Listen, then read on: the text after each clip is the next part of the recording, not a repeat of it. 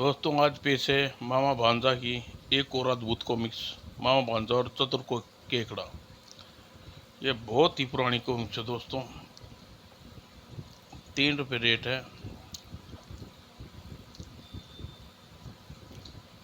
शुरू करते हैं दोस्तों। छुट्टी के दिन भांजे और दूसरे साथियों के साथ मामा को घेर लिया। मामा, आज कहानी सुनाए। कहानी सुन नहीं जाएगी। हाँ मामा, हम पूरी तरह तैयार होके आए हैं। अच्छी कहानी सुनने के लिए तुम्हारा मामा तैयार रहता है, मगर कहानी सुनने के बाद अपने स्कूल सुनने के बाद तुम्हें अपना स्कूल का काम घर पर करना होगा। वो तो हम करेंगे ही। शाबाश मामा, हमें अच्छी कहानी सुनाइए। हम कोई बहाना नहीं, हम उसका कहना मानेंगे। यह संभव हो सकता है। तो सुनो बच्चों, एक तालाब में बहुत सारी मछलियाँ और एक बूढ़ा बुगला रोज मछलियों को पकड़ने आता था, मगर बुगला कमज़ोर होने के कारण मछलियों को नहीं पकड़ पाता था, भूखा ही लौट जाता था। एक दिन रास्ते में एक लोमड़ी और एक केकड़ा मिला। मामा, तुम रोज तालाब के किनारे आते हो और भूखे ही जाते हो। हाँ भांजे, असल में मुझे मछलियों से विकसित हो गई है। विकृति होने का क्या कारण है? कारण बहुत मामूली है, हमें बताओ। तो सुनो, मैं इस तालाब में रहने वाले को बचपन से जानता हूँ। सभी से प्रेम है, मगर एक बात बड़े एक बात से बड़ा दुखी हूँ। किस बात से? यहाँ बहुत जल्दी अकाल पड़ने वाला है। तालाब में कोई नहीं बचेगा, ये सोचकर दुखी हूँ। यह आपने किसने कहा? एक दोस्ती ने तालाब में सारे सूख जाएगा। केकड़ा यह सुनकर वहाँ से विदा हो गया। क्यों न मैं सभी को यह सूचना दूं कि वे कोई बचने का उपाय कर लें। और यही सोचकर केकड़े ने तालाब के पास आया और भयंकर सूखा से अवगत कराया। यह सूचनते ही तालाब में जलचरों ने पूछा, मामा, क्या किसी तरह हमारी रक्षा की जा सकती है? उपाय तो किसी दोस्ती से पूछना पड़ेगा। केकड़ा बुगले के पास गया। भांजे, जोशी से पूछकर यह बताओ कि बचने का कोई उपाय है? उपाय तो है, मैं जानता हूँ। चलो तुम्हें बताता हूँ। यहाँ से थोड़ी दूर एक तालाब है। वहाँ से 24 वर्ष सूखा नहीं पड़ा, फिर भी न सूखा। मगर हम वहाँ कैसे पहुँचेंगे? इसके लिए मैं तुम्हारी मदद कर दूंगा। एक एक को तुम्हें वहाँ पहुँचा दूंगा। एक दिन के बाद रोज बुगला मछलियों को अपने पीठ पर बैठाता और तालाब के पास जाने के बहाने पत्थर पर पटक कर उन्हें मार देता और चट कर जाता। कुछ दिन बाद तुम रोज रोज मछलियों को तालाब से ले जाते हो, मगर मैं अभी तक यही हूँ। मुझे भी वहाँ पहुँचा दो। हाँ हाँ, क्यों नहीं। आज केकड़े की चटनी बना दूंगा। यह सोचकर उसने केकड़े को गर्दन पर बिठाया और चल पड़ा। और दूर केकड़े ने पत्थर पर मछलियों की हड्डी को देखकर समझ गया, बुगला तालाब के बहाने मछलियों को यहाँ से ले जाता है और खा जाता है। क्यों न मामा, अभी तालाब कितनी दूर है? तालाब की बात छोड़, अपने ईश्वर को याद कर ले। आज तेरी चटनी बनाकर खाऊंगा। सुनते ही केकड़े को गुस्सा आ गया। उसने तीखे दांत उसकी मुलायम गर्दन पर गाड़ दिए अरे बचाओ, अरे मार डाला। देखते देखते बुगले के प्राण पिघल उड़ गए और गर्दन काट कर केकड़ा तालाब में आ गया। अरे अभी अरे अभी मामन नहीं आए, हम तालाब से जाने के लिए तैयार है। अब मामा कभी नहीं आएंगे, सभी को बेवकूफ़ बना रखा था। बेवकूफ़? कैसा बेवकूफ़? तालाब तालाब के बहाने मछलियों को अपनी पीठ पर ले जाता था और मौका पाकर खा जाता था। ए भगवान, डरो नहीं, आज मैंने उसे ठिकाने लगा दिया है। ये देखो उसकी कटी हुई गर्दन। और तब उस तालाब में सारी मछलियाँ आनंद से रहने लगी। अच्छा बच्चों, अब मैं तुम्हें एक कहानी और सुनो। एक दिन जंगल में रहने वाले गिद्दड़ शहर की ओर आ निकला। शहर में घुसते ही कुत्ते ने उसे घेर लिया। वो भाग यहाँ से, क्यों आया है? भाई, रास्ता भूल गया था, क्षमा करना।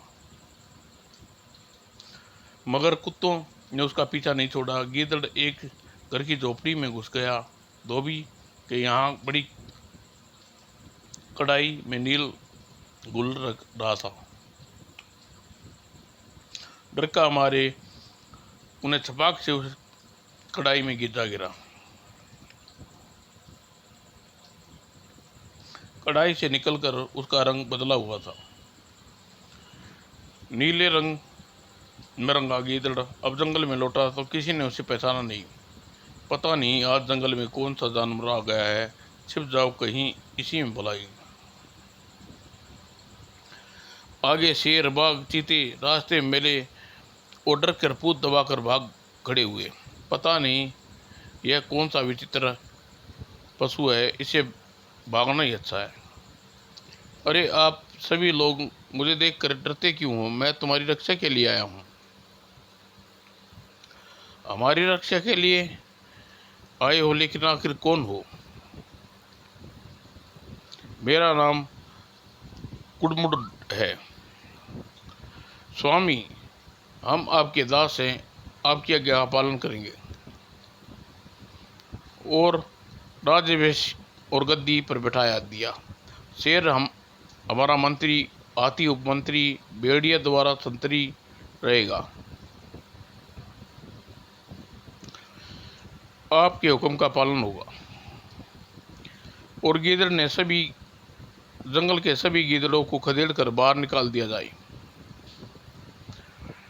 गद्दी संभालने के कुछ ही दिन बाद हुए थे कि वह एक दिन उसे दूर से गिद्दड़ों की किलकारी सुनते ही वह खुशी से उछलने लगा। यह हमारा राजा, इसकी चाल ढाल हाव भाव गिद्दड़ों जैसा है। मुझे तो लगता है यह गिद्दड़ है। इसमें तो हम सभी को मूर्ख बनाया है। ये अजीब जानवर, सच बता तू कौन है? मैं गिद्दड़ हूँ, बचाओ। वो मगर शेर के पंजे से उसे ढेर कर दिया। जो अपने आदमियों को दुत्कारता है वह दूसरों का अपमान उसे नाश हो जाता है। मामा, आप तो हमें बहुत बढ़िया कहानी सुना रही, और सुनाओ ना। तो सुनो बच्चों, एक और कहानी सुनो।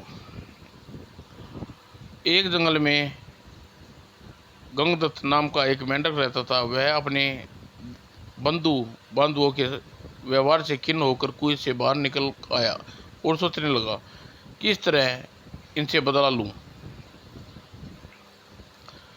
और हाँ, याद है, पास में एक काला नाग रहता है, उसके द्वारा अपनी बिरादरी के मेंढकों का नाश करवा दूंगा। कौन हो जो मुझे बुला रहा है? मैं हूँ गंगदत्त मेंढक। मैं तुमसे दोस्ती करना चाहता हूँ। मुझे तुम्हारी दोस्ती कैसे हो सकती है? आप ठीक सोचती है। क्यों? असल में मैं अपने बंधुओं से बदला लेना चाहता हूँ। तू कहाँ रहता है? उन्हें मैं एक बड़ा अपमान किया है। उन्होंने मेरा बहुत बड़ा अपमान किया है। और पास में ही कुएं में, मगर मैं वहाँ अपने बिल में कैसे बना सकता हूँ। इसकी चिंता मत करो, मैं बिल पहले ही बना है, तुम वहाँ चलने की तैयारी करो।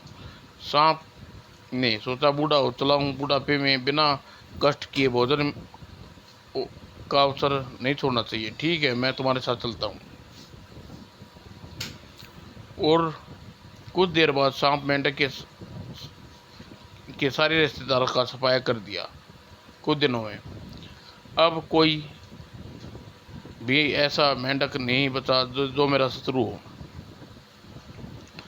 ठीक है, आप ठीक कहते हैं, मैं आपका बड़ा आभारी हूँ। चलो तुम्हारे बिल तक पहुँचा देता हूँ। मैं उस बिल में किसी और सांप का कब्जा कर लिया होगा। फिर क्या किया जाए? अब ऐसा करो कि एक एक करके बारी बारी तुम सारी मेंढक बचे हुए मेंढकों को देता, नहीं तो क्या, तो मैं सबको मार खा जाऊंगा। सांप को बुलाकर मैंने बहुत बुरा किया। धीरे धीरे सांप ने सभी मेंढकों के लिए नागदंत को मेंढकों को धीरे धीरे सांप ने सभी मेंढकों को खा लिए। नागदत्त मेंढक के पुत्र को भी खा गया। समाचार सुनकर मेंढक को रोने लगा। रोते रहते उसकी पत्नी ने कहा, अब रोने से क्या फायदा, जब अपने जातीय भाइयों को नाश करता है, स्वयं भी नष्ट हो जाता है। मैं भूखा हूँ, यहाँ सभी मेंढक समाप्त हो गए हैं, और कोई प्रबंध करो। उपाय सोचता हूँ, धीरज रखो। और मेंढक ने सोचा, कहीं ऐसा न हो कि यह मुझे भी चट कर जाए या किसी तरह भगा दिया जाए।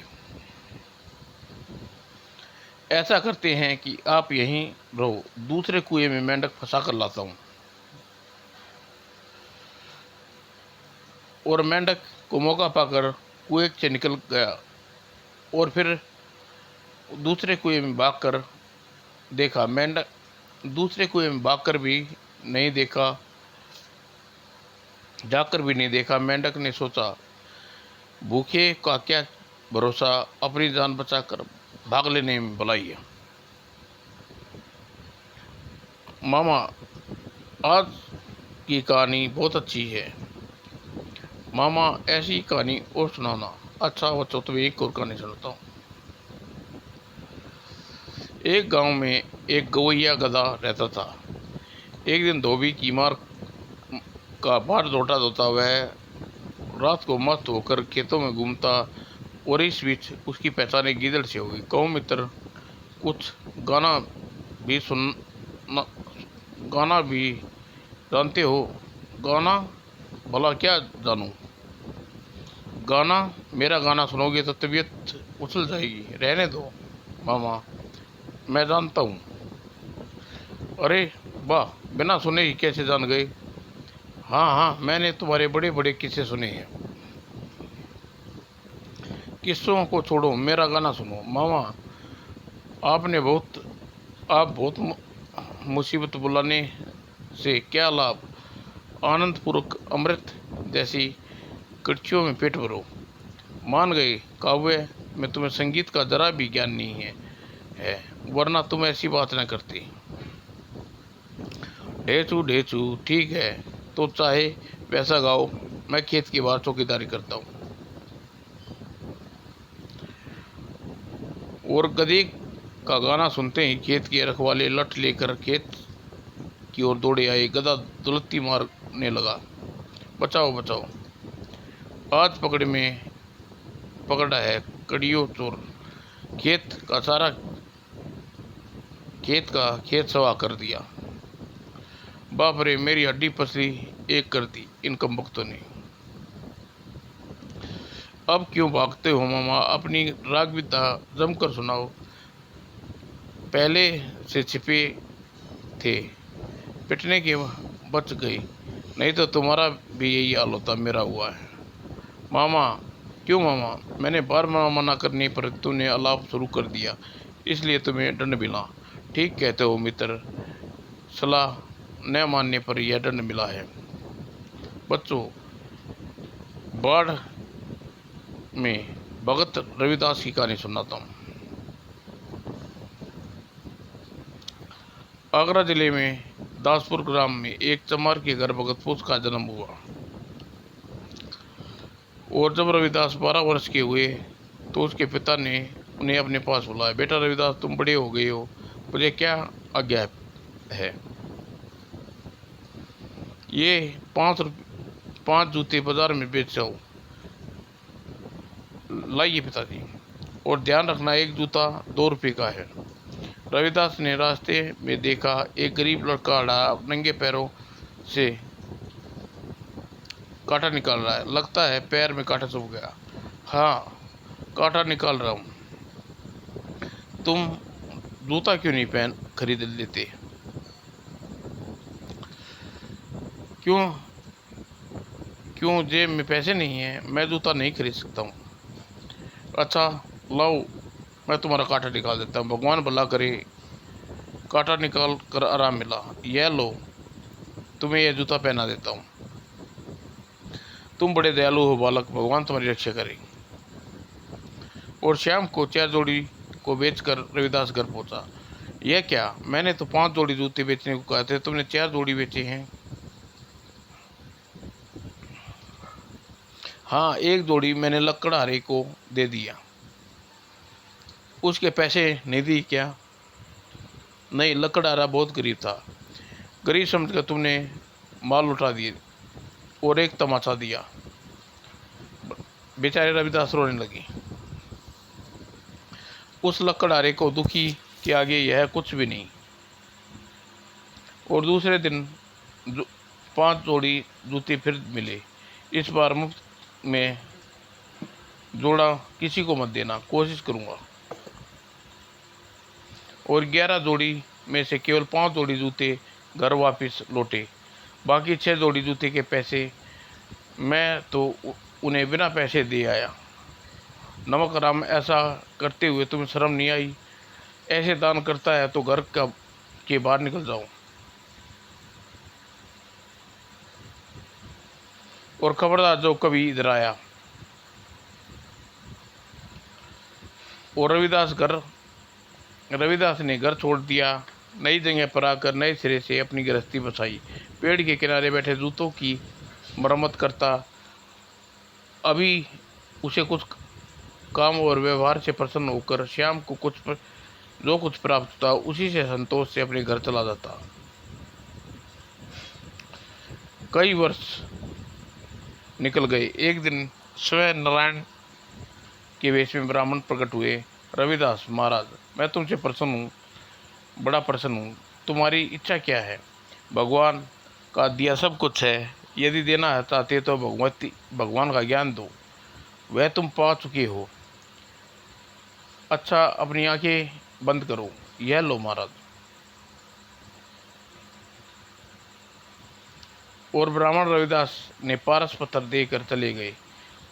मगर रविदास को कहाँ ध्यान था कि अपनी दुनिया में मस्त था। तू भजन कर प्राणी का 2 दिन की जिंदगी आनी। और 12 साल बाद ब्राह्मण के वेश में नारायण फिर आए। रविदास, 12 वर्ष पहले मैंने तुम्हें एक पत्थर दिया था, याद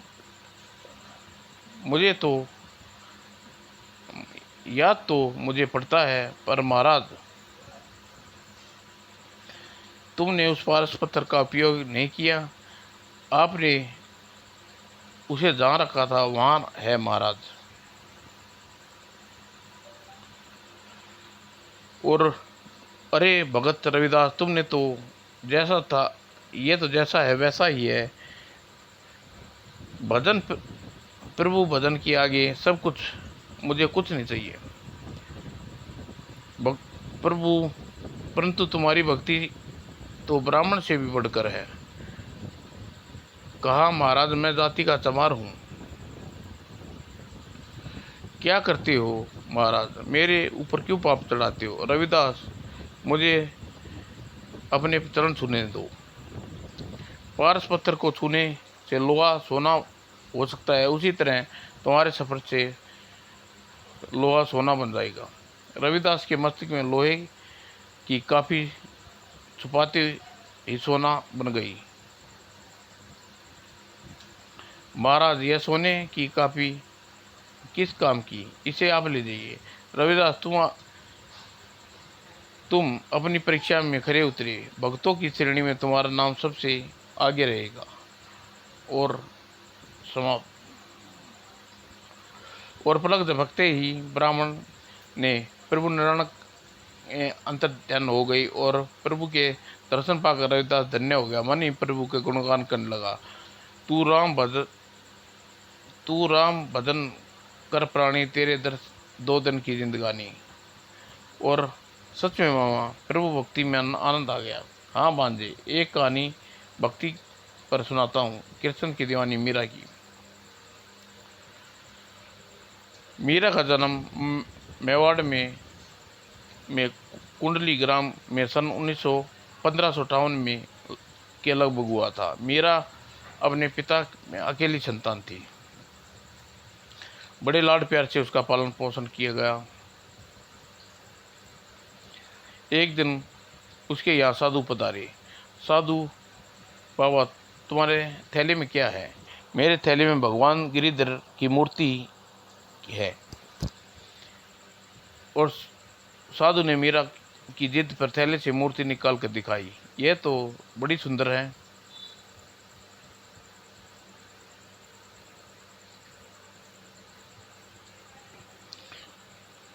बस तभी से मीरा भगवान की सेवा में करने लगी और हमेशा मूर्ति को अपने साथ रखने लगी। और धीरे धीरे 5 वर्ष व्यतीत हो गए। 1553 में मीरा का ब्याह चित्तौड़ के महाराज सांगा के पुत्र भोजराज से संपन्न हो गया।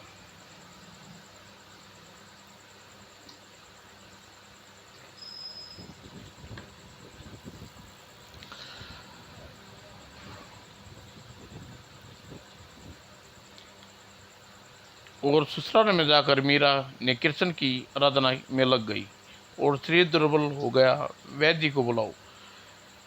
बेटी, तेरी बीमारी मेरी समझ में नहीं आ रही।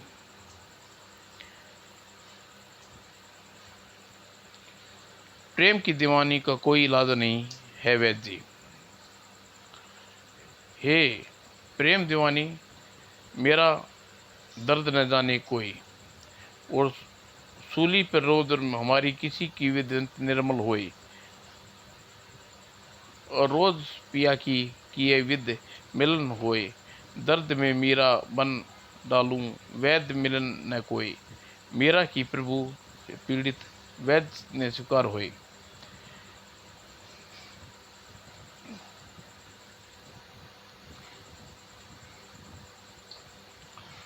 और नगर भर में मीरा की इसी बात की चर्चा होने लगी। और जिस पर मिलते कहते, बिना किसी लोक लाज के रखूं मन नाचती, लाज के खूब मुंह झूम झूम कर नाचती और गाती। ऐसी प्रेम दीवानी कहीं न देखी न सुनी। जब तक अपने सांवरिया की पूजा न कर लेती तब तक अंजल कुछ न बिन लेती। इस तरह मीरा के विवाह के बाद भी 10 साल हो गए बीत गए और पति महाराणा ने परलोक सिधार गए और राजवैद्य पर मीरा के दूसरे देवर विक्रमजीत बैठ गए। मुझे तुम्हें साथ साथ साधु संतों का रहना बिल्कुल पसंद नहीं है। मेरे सच्चे साथी हैं ये।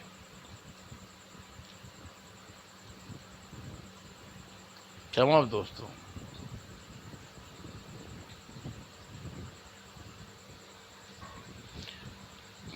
दोस्तों